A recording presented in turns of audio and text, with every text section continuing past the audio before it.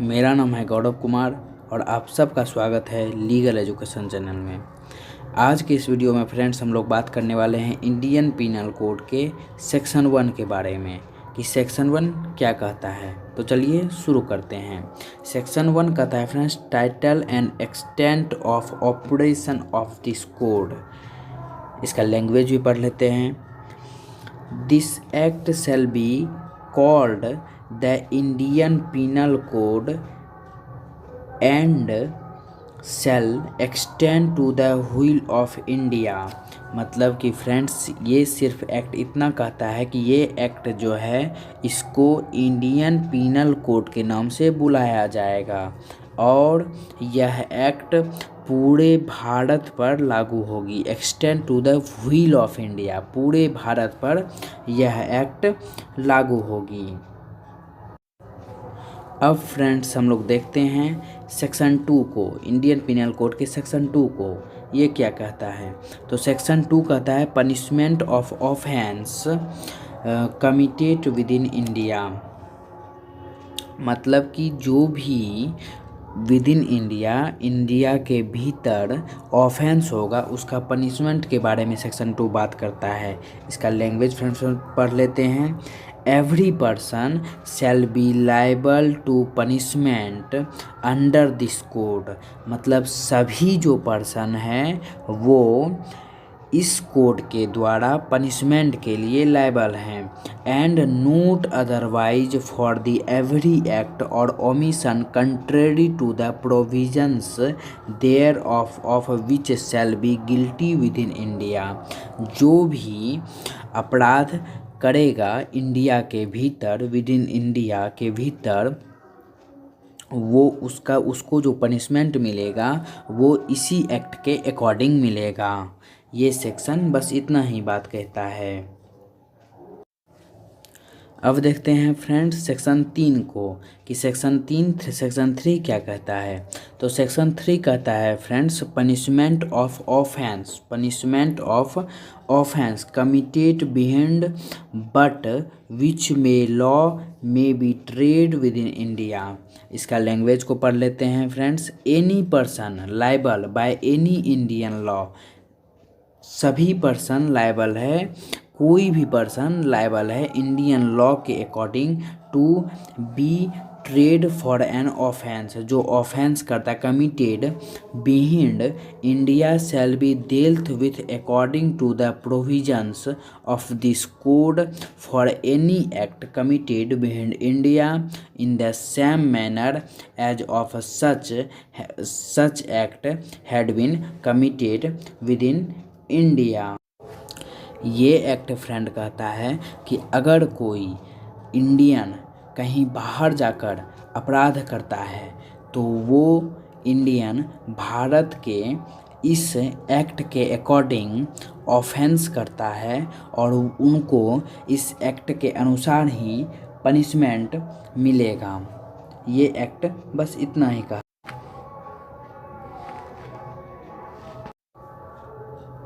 अब देखते हैं फ्रेंड सेक्शन 4 को कि सेक्शन 4 किसे कहते हैं। तो सेक्शन 4 कहते हैं extension of the court extra territorial offence.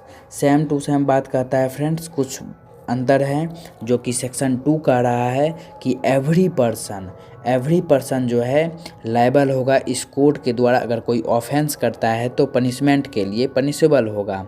और इसमें वही डिफाइन किया गया सेक्शन 4 में कि एवरी पर्सन में कुछ पर्सन जो होगा इस एक्ट के द्वारा पनिशमेंट, इस एक्ट के द्वारा ऑफेंस जो करेंगे उसके पनिशमेंट के लिए लायबल नहीं होगा। तो आइए देखते हैं कि सेक्शन 4 क्या कहता है।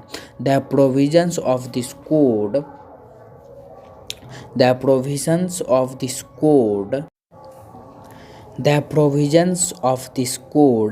Apply also to any offence committed by. यह प्रोविजन कोड जो है अप्लाई होगा ऑफेंस अगर कमिटेड करता है। तो नीचे कुछ प्रोविजो दे दिए हैं, तो अब इस प्रोविजो को हम लोग देखते हैं। Any citizen of India of any place without any beyond India, कोई भी भारत का नागरिक है जो कि एनी प्लेस पे विदाउट एनी बियॉन्ड इंडिया पे ऑफेंस करता है। दूसरा कहता है कि any person on any ship or aircraft registered in India wherever it may be, इनको जो है इस कोड के अनुसार पनिशमेंट नहीं मिलेगी। तीसरा कहता है कि any person in any place without any beyond India committing offence targeting a computer resource located India. अब मान लीजिए कि कोई विदेश में रह के, इंडिया से बाहर रह के कोई इंडिया में जो कंप्यूटर है उसको लोकेट कर रहा है, तो लोकेट कर रहा है तो वो इंडिया के लिए ऑफेंस है, लेकिन इसको जो पनिशेबल होगा वो जो देश में है उसके अकॉर्डिंग होगा। अब हम लोग देखते हैं फ्रेंड्स एक्सप्लेनेशन को, कि एक्सप्लेनेशन क्या कहता है। द वर्ड ऑफेंस को डिफाइन किया एक्सप्लेनेशन फ्रेंड, कि ऑफेंस किसे कहते हैं। The word offence includes every act committed outside India, मतलब कि ऑफेंस जो है वो इंक्लूड है एवरी एक्ट, सभी एक्ट में, सभी अपराध में जो कि कमिट होता है, करता है आउटसाइड इंडिया, इंडिया के बाहर, और विच इफ़ कमिटेड इन इंडिया, और जो इंडिया में होता है would be punishable under this code.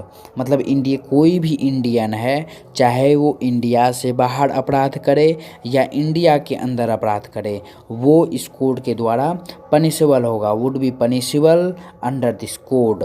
वह इस कोड के द्वारा, इस इंडियन पीनल कोड के द्वारा पनिशेबल होगा, उसको पनिशमेंट मिलेगी। एक्सप्लेनेशन बी देखते हैं friends. The explanation computer resource shall have to meaning assigned to it in clauses K of subsection 1 of section 2 of the Information Technology Act 2000। इस explanation 2 को friend हम लोग समझेंगे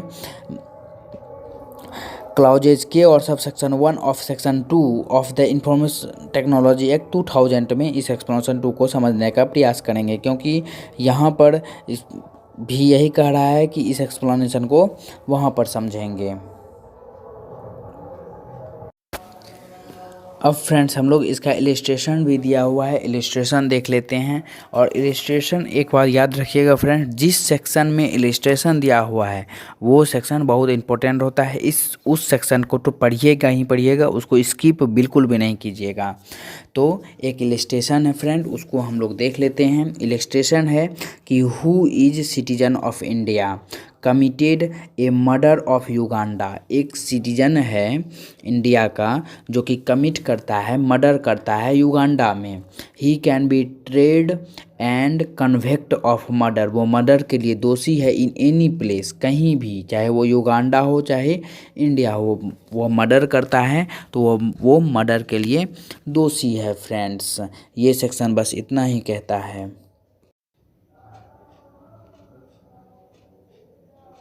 अब फ्रेंड्स हम लोग देखते हैं सेक्शन 5 को, कि इंडियन पिनल कोड की सेक्शन 5 क्या कहता है।